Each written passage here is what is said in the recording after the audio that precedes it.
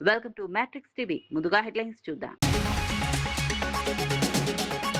అమరావతి నిర్మాణమే రాష్ట్ర భవిష్యత్ అభివృద్ధికి బలమైన పునాది. ప్రపంచ స్థాయి రాజధానిగా అమరావతిని తీర్చిదిద్దుతున్న ప్రభుత్వం. అమరావతి అభివృద్ధితో రాష్ట్రానికి కొత్త పెట్టుబడుల అవకాశాలు, ఆధునిక మౌలిక సదుపాయాలతో రూపుదిద్దుకుంటున్న అమరావతి.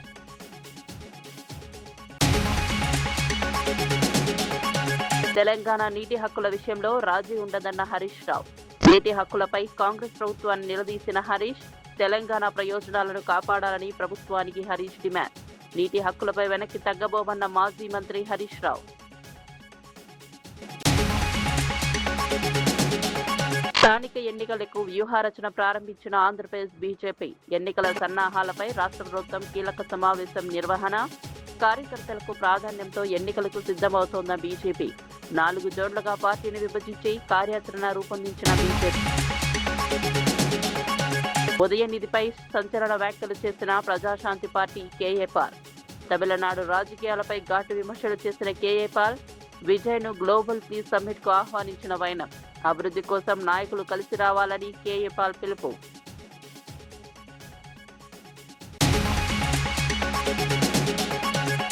గురు రవిదాస్ జయంతితో సమరసత అభియాన్ ప్రారంభించిన బీజేపీ. రాష్ట్ర వ్యాప్తంగా 7 నెలల పాటు సమరసత కార్యక్రమాలు. గురు రవిదాస్ ఆశయాలను ప్రజల్లోకి తీసుకెళ్లనున్న బీజేపీ. సామాజిక సమానత్వమే అభియాన్ ప్రధాన లక్ష్యమని వెల్లడి. ఆంధ్రప్రదేశ్లో జరగనున్న స్థానిక సంస్థల ఎన్నికలకు బీజేపీ విస్తృత స్థాయిలో సన్నాహాలు ప్రారంభించింది. విజయవాడలో రాష్ట్ర అధ్యక్షుడు పివిఎన్ మాధవ్ అధ్యక్షతన జరిగిన కీలక సమావేశంలో ఎన్నికల వ్యూహంపై చర్చించారు. పార్టీ కోసం కష్టపడి పనిచేసిన కార్యకర్తలకు ప్రాధాన్యం ఇవ్వాలని నిర్ణయించారు. ఎన్నికల నిర్వహణను సమర్థవంతంగా చేపట్టేందుకు రాష్ట్రాన్ని 4 జోన్లుగా విభజించి ప్రత్యేక కమిటీలను ఏర్పాటు చేయాలని నిర్ణయించారు. ఈ సందర్భంగా మంత్రి సత్యకుమార్ మాట్లాడుతూ స్థానిక ఎన్నికల్లో కూడా ఎన్డీఏ కూటమి ఐక్యత కొనసాగుతుందని స్పష్టం చేశారు. బూత్ స్థాయి నుంచి పార్టీని మరింత బలోపేతం చేస్తూ ప్రజలతో మమేకమయ్యేలా కార్యాచరణ రూపొందిస్తున్నట్లు తెలిపారు. గ్రామ, మండల, జిల్లా స్థాయిలో సమన్వయంతో పనిచేసి విజయాన్ని సాధించాలని పార్టీ నాయకత్వం కార్యకర్తలకు పిలుపునిచ్చింది. మాట్లాడడం, వీటిని మాట్లాడిన తర్వాత ఆశావహులను లిస్టులోకి తీసుకోవడం, అనేక సమీకరణాలు కూడా గుర్తించి రాష్ట్ర స్థాయి సమావేశంలో వారు దానికి సంబంధించిన రిపోర్ట్ ఇవ్వడం జరుగుతుంది. ఆ రిపోర్ట్ ఆధారంగా ఈ నెల 17-18 తేదీల్లో మా జాతీయ అధ్యక్షుడు నితిన్ నబీన్ గారు విశాఖపట్నం వస్తున్నంలో స్థానిక సంస్థలు మిగతా సంఘటన పరంగా లేదా సంస్థాగతంగా జరుగుతున్న కార్యక్రమాలతో పాటు స్థానిక ఎన్నికలకు సంబంధించి కూడా వారి ముందు రిపోర్టు పెట్టడం జరుగుతుంది. భారతీయ జనతా పార్టీ కూడా సాధ్యమైనంత వరకు ఎక్కువ సీట్లు తీసుకోవడానికి ప్రయత్నం చేస్తుంది. ఏ రాజకీయ పార్టీ అయినా కూడా వాళ్ళ అస్తిత్వాన్ని నిలబెట్టుకోవాలా, వాళ్ళ కార్యకర్తలను సంతృప్తిపరచాలా. మా పార్టీలో కూడా కొన్ని దశాబ్దాలుగా పార్టీ కోసం నిరంతరం పనిచేస్తున్న కార్యకర్తలు ఉన్నారు. ఎన్నో త్యాగాలు చేసిన కార్యకర్తలు ఉన్నారు. అటువంటి కార్యకర్తల త్యాగాన్ని గుర్తించి వారు ఎన్నికల్లో పోటీ చేసే అవకాశాన్ని కల్పించడం కోసం పార్టీ నిర్ణయం తీసుకునింది. ఆంధ్రప్రదేశ్ రాజధాని అమరావతి నిర్మాణం రాష్ట్ర భవిష్యత్తు అభివృద్ధికి ప్రతీకగా నిలుస్తోందని ప్రభుత్వం పేర్కొంది. ప్రపంచ స్థాయి రాజధానిగా అమరావతిని తీర్చిదిద్దే లక్ష్యంతో మౌలిక సదుపాయాల పనులు వేగంగా కొనసాగుతున్నాయని నాయకులు తెలిపారు. ఐకానిక్ భవనాలు, విశాల రహదారులు, ఆధునిక ప్రభుత్వ కార్యాలయాలు, ప్రజలకు అవసరమైన అన్ని సౌకర్యాలతో రాజధాని రూపుదిద్దుకుంటోందన్నారు. ఈ ప్రాజెక్టు రాష్ట్రానికి పెట్టుబడులు, ఉపాధి అవకాశాలు, ఆర్థిక ప్రగతిని తీసుకురావడంలో కీలక పాత్ర పోషిస్తోందని వివరించారు. అమరావతి నిర్మాణ పనులను ప్రజలు స్వయంగా వచ్చి పరిశీలించాలని ఆహ్వానించారు. భవిష్యత్ తరాలకు ప్రపంచ స్థాయి నగరాన్ని అందించాలనే లక్ష్యంతో ప్రభుత్వం ముందుకు సాగుతోందని తెలిపారు. అమరావతి అభివృద్ధి రాష్ట్రానికి కొత్త గుర్తింపు తీసుకురావడంతో పాటు దేశంలోనే అత్యుత్తమ ప్రణాళికాబద్ధ రాజధానిగా నిలుస్తుందని నాయకులు ఆశాభావం వ్యక్తం చేశారు. కూడా నిలబెట్టుకుంటున్నామంటే అంటే ఇలాంటి ఎస్టాబ్లిష్మెంట్ అన్ని ఉన్న చోట తిరిగి అతను బుద్ధి లేకుండా మావిగానని పేరు చెప్పి మళ్ళీ ఇంకొక కన్ఫ్యూషన్కి తెరలేపటం. అసలు ఆ మావిగానని పదాలు ఉపయోగిస్తున్న చాలా మందిని వాళ్ళు మీరు వస్తే చూపించడానికి మేము కూడా రెడీగా ఉన్నాం. ఇక్కడ ఏం జరుగుతుందో చూపించడానికి, ఇక్కడ జరుగుతున్న ఐకానిక్ బిల్డింగ్స్ గురించి కానీ, స్ట్రక్చర్స్ గురించి కానీ. ఇప్పుడు గౌరవ మంత్రి గారు చెప్తున్నారు, ఈ డిసెంబర్ కల్లా సుమారుగా 4,000 మందికి మేము హ్యాండ్ ఓవర్ చేస్తాం. ఈ మంత్ ఎండింగ్ కల్లా ఎమ్మెల్యే క్వార్టర్స్, మినిస్టర్స్ క్వార్టర్స్ కూడా ఈ మంత్ ఎండింగ్ కల్లా మేము హ్యాండ్ ఓవర్ చేస్తామని చెప్పటం. ఈరోజు అక్కడికి వెళ్తే అందులో ఇక్కడ ఒక విషయం చెప్పాలండి. ఎలాగా అమరావతికి ఇక్కడ పనిచేస్తున్న వర్కర్స్ కూడా ఎలాగ బాండ్ అయ్యారంటే, ఇందాక నేను ఒక ఇంజనీర్ని చూశాను, ఐకానిక్ బిల్డింగ్ దగ్గర ఇంజనీర్ని చూశాను. ఆయన అన్నాడు, అమ్మ ఇప్పుడు ఈ పిల్లర్స్ అన్ని ఎప్పుడు వేసారని అంటే 2014-19 పీరియడ్లో వేసామమ్మ. తర్వాత 5 సంవత్సరాలు మేము మా పనులు చేసుకొని మమ్మల్ని పంపించేశారు. తర్వాత తిరిగి మళ్ళీ ఇక్కడికి ఆ అనుబంధంతో ఇక్కడికి వచ్చి పనిచేస్తున్నాను. అంటే ఒక ఎమోషన్ కనెక్ట్ అయ్యి ఇక్కడ మన రాజధాని మనం నిర్మించుకుంటున్నామన్న ఒక భావనలో ఇక్కడ పనిచేస్తున్న ప్రతి ఒక్క ఎంప్లాయీ దగ్గర నుంచి ఆఖరికి ఇటుకు మోసే వాళ్ళు కూడా ఒక ఎమోషన్తో ఇక్కడ కనెక్ట్ అయి ఉన్నారు. ఇలాంటి ఎమోషన్ అన్నింటినీ కూడా పక్కకు పెట్టేసి ఈరోజు ఇక్కడ రైతుల ఎమోషన్ కనిపిస్తుంది, మహిళా రైతుల ఎమోషన్ కనిపిస్తుంది, ఇక్కడ పనిచేస్తున్న వర్కర్స్ ఎమోషన్ కనిపిస్తుంది, ఇంజనీర్ల ఎమోషన్ కనిపిస్తుంది. ఒక పక్క వర్కర్ ఐఏఎస్ ఆఫీసర్లు, ఐపీఎస్ ఆఫీసర్లు, మినిస్టర్స్, ప్రజాప్రతినిధులు అందరూ కూడా ఈరోజు రాష్ట్ర ప్రజలు అందరూ కూడా యాక్సెప్ట్ చేసిన అమరావతిది. భద్రాచలం గోదావరి నదిపై నిర్మించిన రెండో వంతెనపై ఈ నెలలోనే వాహనాల రాకపోకలు పునరుద్ధరిస్తామని మంత్రి తుమ్మల నాగేశ్వరరావు తెలిపారు. ఇటీవల భారీ వర్షాల కారణంగా సరపాక వైపు అప్రోచ్ రోడ్డు దెబ్బతినడంతో రాకపోకలు నిలిచిపోయాయి. ఈ నేపథ్యంలో మంత్రి పనులను పరిశీలించి అధికారులతో సమీక్ష నిర్వహించారు. దెబ్బతిన్న రహదారి మరమ్మతులు వేగంగా కొనసాగుతున్నాయని, ప్రజలకు ఎలాంటి ఇబ్బందులు లేకుండా త్వరలోనే వంతెనను పూర్తిగా అందుబాటులోకి తీసుకొస్తామని చెప్పారు. ఎన్నో ఏళ్ల నిరీక్షణ తర్వాత ప్రారంభమైన ఈ వంతెన భద్రాచలం పరిసర ప్రాంతాలకు కీలక రవాణా మార్గమని పేర్కొన్నారు. వర్షాల ప్రభావంతో ఏర్పడిన సమస్యలను శాశ్వతంగా పరిష్కరించేలా చర్యలు తీసుకుంటున్నామని తెలిపారు. మరమ్మతులు పూర్తి కాగానే సాధారణ రాకపోకలు పునరుద్ధరించి ప్రజలకు మెరుగైన రవాణా సౌకర్యం కల్పిస్తామని మంత్రి వెల్లడించారు.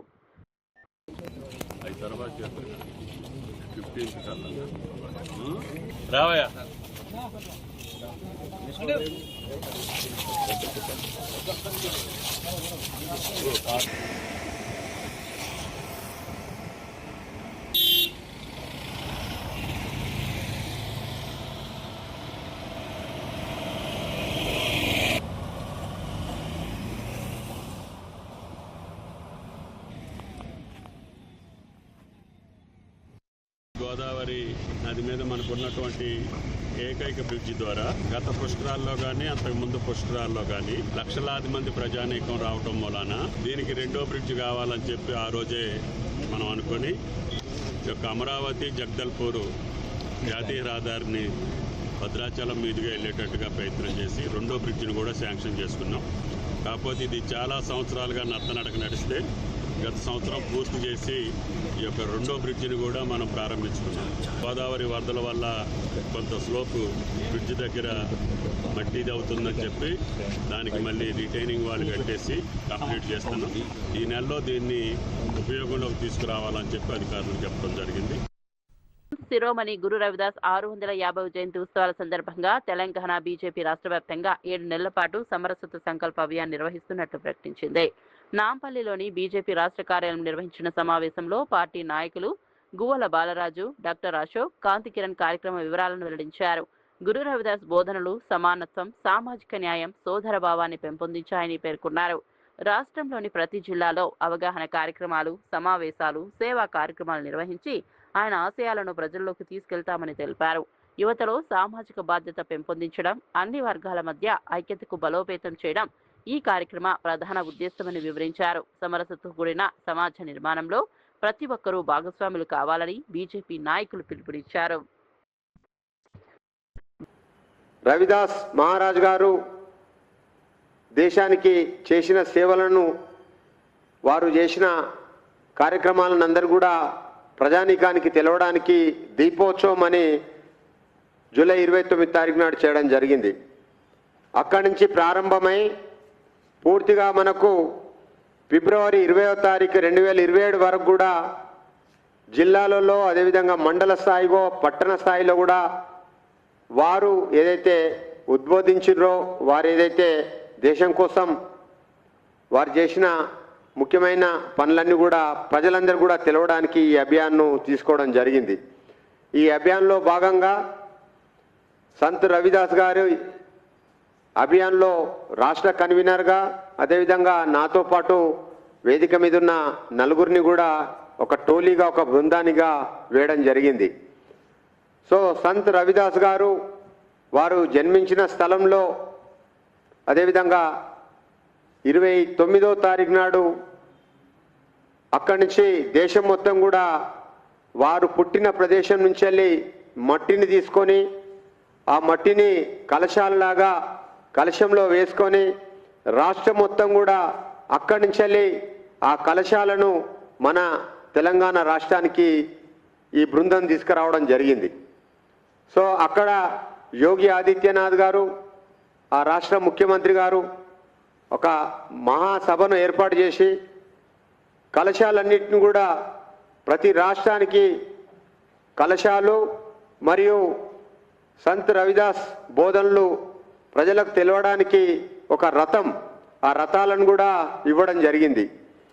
అవి మా రాష్ట్రానికి తీసుకొచ్చిన తర్వాత 2వ తారీఖు నాడు, మొన్న జరిగిన 2వ తారీఖు నాడు పెద్ద ఎత్తున ఆ రథయాత్రను కూడా ఇక్కడ తెలంగాణలో చేసుకోవడం జరిగింది. కాబట్టి మన సంత్ రవిదాస్ గారు ఏదైతే ఈ దేశం కోసం, సమాజం కోసం, ప్రతి వర్గానికి ఒక దేవునిలాగా కొలిసే మహానుభావులు. సో వారి అడుగుజాడల్లో భారతీయ జనతా పార్టీ గత చాలా సంవత్సరాల నుంచి ముందుకెళ్ళడం జరుగుతుంది. ప్రత్యేకించి ఈ సంవత్సరం వారిది 650 సంవత్సరాలు జన్మదినోత్సవం. తెలంగాణ నీటి హక్కుల విషయంలో ఎలాంటి రాజీ ఉండదని మాజీ మంత్రి హరీష్ రావు స్పష్టం చేశారు. కాళేశ్వరం, సీతారామ సహా 7 ప్రాజెక్టులను అడ్డుకోవాలని GRMB ఎజెండాలో పెట్టడం వెనుక ఎవరి ఒత్తిడి ఉందో చెప్పాలని ప్రశ్నించారు. త్యాగాల పునాదులపై సాధించుకున్న తెలంగాణ నీటి హక్కులను ప్రశ్నించే హక్కు ఎవరికీ లేదన్నారు. కేసీఆర్ హయాంలో అన్ని అనుమతులు తెచ్చి ప్రాజెక్టులు నిర్మించామని, కాంగ్రెస్ ప్రభుత్వం కొత్త అనుమతులు తీసుకురాకపోగా ఉన్న అనుమతులను కూడా కోల్పోయే పరిస్థితి తీసుకొచ్చిందని విమర్శించారు. తెలంగాణ ప్రయోజనాలను కాపాడటంలో ప్రభుత్వం పూర్తిగా విఫలమైందన్నారు.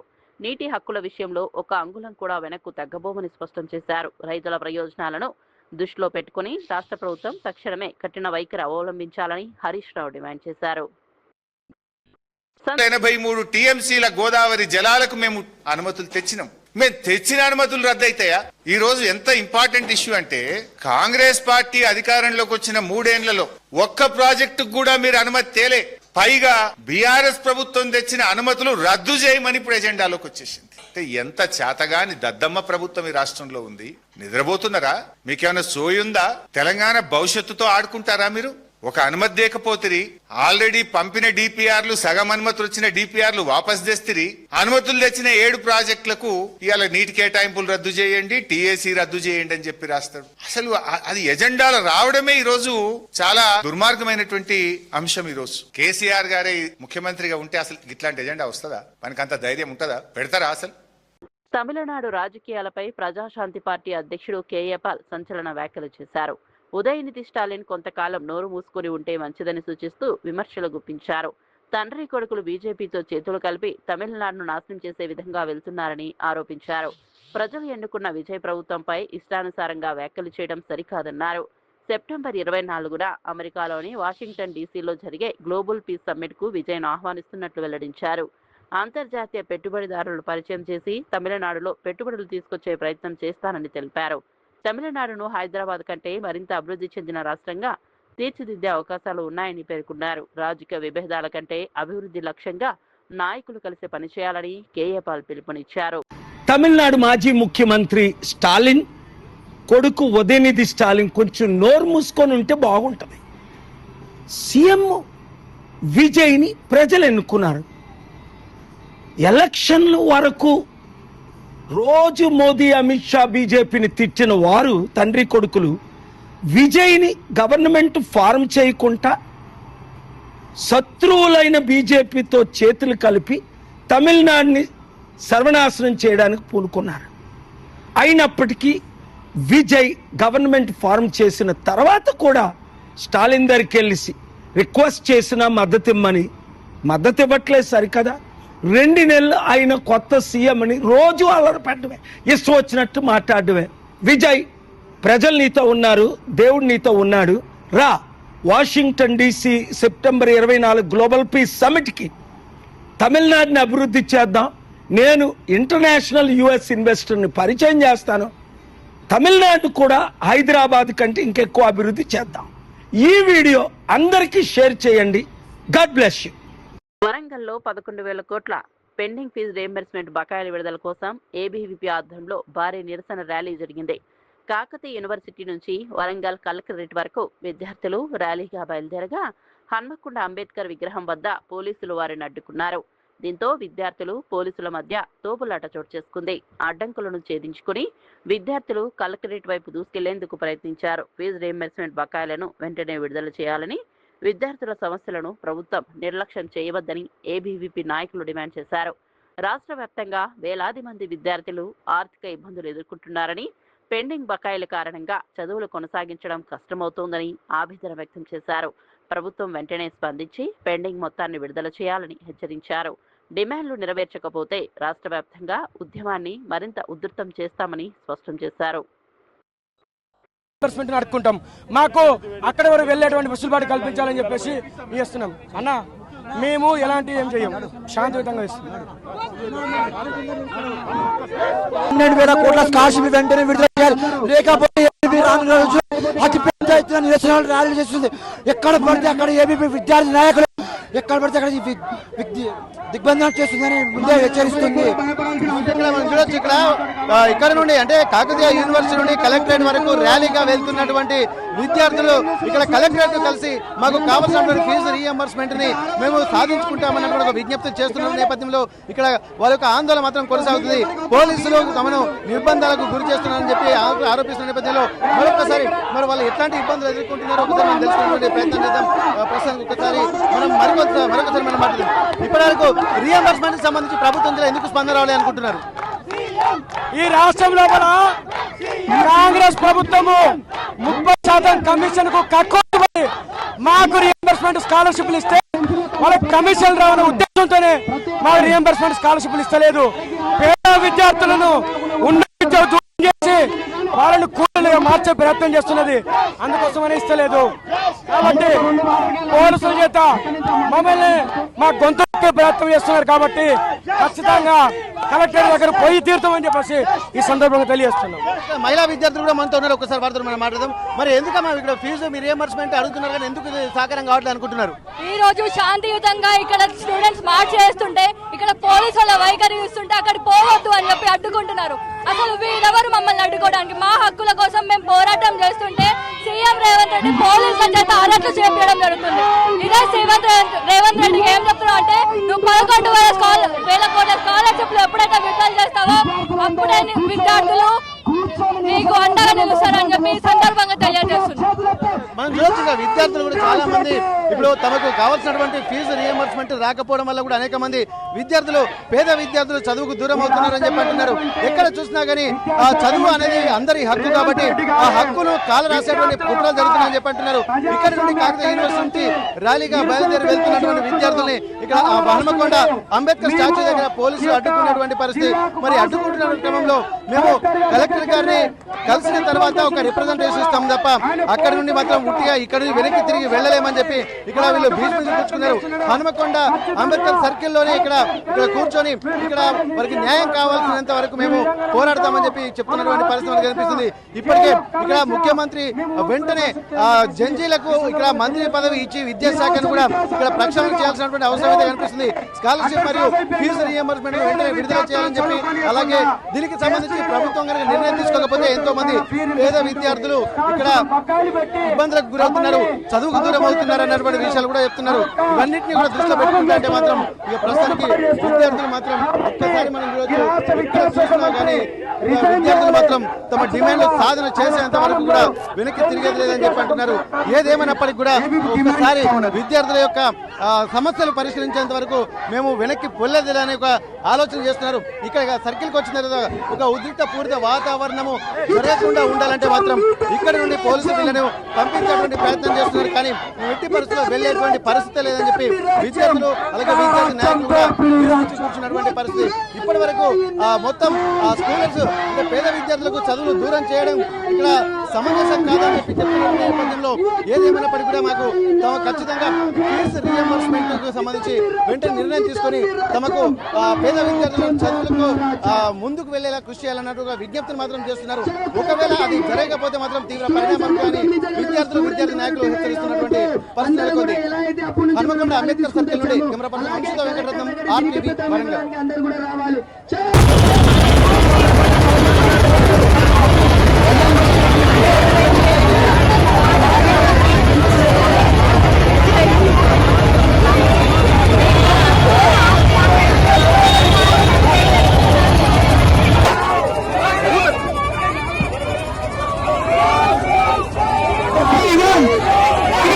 Come on!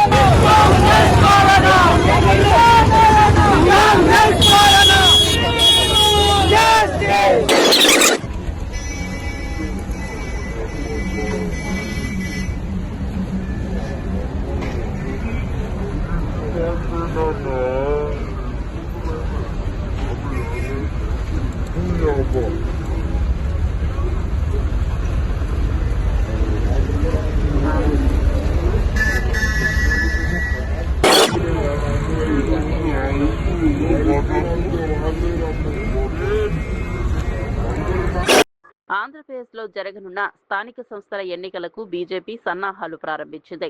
విజయవాడలో రాష్ట్ర అధ్యక్షుడు పివిఎన్ మాధవ్ అధ్యక్షతన జరిగిన సమావేశంలో పార్టీకి ఎన్నికల వ్యూహంపై చర్చించారు. పార్టీ కోసం కష్టపడి పనిచేసిన కార్యకర్తలకు స్థానిక ఎన్నికల్లో ప్రాధాన్యం ఇవ్వాలని నిర్ణయించారు. ఎన్నికల నిర్వహణను సమర్థవంతంగా చేపట్టేందుకు రాష్ట్రాన్ని 4 జోన్లుగా విభజించి ప్రత్యేక కమిటీలను ఏర్పాటు చేయాలని నిర్ణయించారు. ఈ సందర్భంగా మంత్రి సత్యకుమార్ మాట్లాడుతూ స్థానిక సంస్థల ఎన్నికల్లో కూడా ఎన్డీఏ కూటమి ఐక్యత కొనసాగుతుందని స్పష్టం చేశారు. గ్రామ, మండల, జిల్లా స్థాయిలో పార్టీ బలోపేతానికి కార్యాచరణ రూపొందిస్తున్నట్లు తెలిపారు.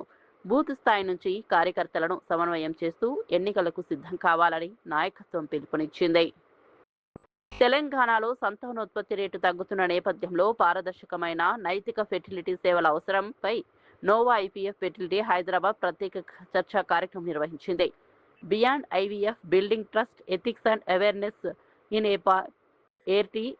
ఏ ఆర్టీ పేరిట ఆ సమావేశంలో వైద్య, న్యాయ, మీడియా రంగాల నిపుణులు పాల్గొన్నారు. ప్రతి 6 జంటల్లో ఒక జంట సంతాననేమి సమస్యలు ఎదుర్కొంటున్న పరిస్థితుల్లో ఏఆర్టీ చట్టం 2021పై ప్రజలకు అవగాహన కల్పించడం అత్యంత అవసరమని నిపుణులు పేర్కొన్నారు. రోగులు గుర్తింపు పొందిన ఫెర్టిలిటీ కేంద్రాలని ఆశ్రయించాలని, తమ హక్కులు, చికిత్స విధానాలపై పూర్తి సమాచారం తెలుసుకుని నిర్ణయాలు తీసుకోవాలని సూచించారు. ఫెర్టిలిటీ చికిత్సలపై ప్రజల్లో విశ్వాసాన్ని పెంపొందించేందుకు వైద్య రంగం, చట్ట అమలు సంస్థలు మీడియాతో కలిసి పనిచేయాల్సిన అవసరం ఉందని ప్యానెల్ సభ్యులు అభిప్రాయపడ్డారు. అమరావతి నిర్మాణమే రాష్ట్ర భవిష్యత్ అభివృద్ధికి బలమైన పునాది. ప్రపంచ స్థాయి రాజధానిగా అమరావతిని తీర్చిదిద్దుతున్న ప్రభుత్వం అమరావతి అభివృద్ధితో రాష్ట్రానికి కొత్త పెట్టుబడుల అవకాశాలు, ఆధునిక మౌలిక సదుపాయాలతో రూపుదిద్దుకుంటున్న అమరావతి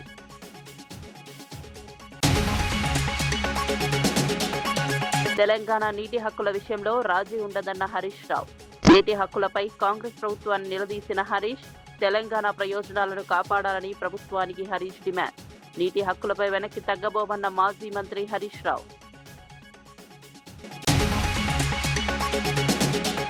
స్థానిక ఎన్నికలకు వ్యూహరచన ప్రారంభించిన ఆంధ్రప్రదేశ్ బీజేపీ. ఎన్నికల సన్నాహాలపై రాష్ట్ర ప్రభుత్వం కీలక సమావేశం నిర్వహణ. కార్యకర్తలకు ప్రాధాన్యంతో ఎన్నికలకు సిద్ధమవుతోన్న బీజేపీ. 4 జోన్లుగా పార్టీని విభజించి కార్యాచరణ రూపొందించిన బీజేపీ. ఉదయనిధిపై సంచలన వ్యాఖ్యలు చేసిన ప్రజాశాంతి పార్టీ కేఏపాల్. తమిళనాడు రాజకీయాలపై ఘాటు విమర్శలు చేసిన కేఏపాల్. విజయ్ను గ్లోబల్ పీస్ సమ్మిట్ కు ఆహ్వానించిన వైనం. అభివృద్ధి కోసం నాయకులు కలిసి రావాలని కేఏపాల్ పిలుపు.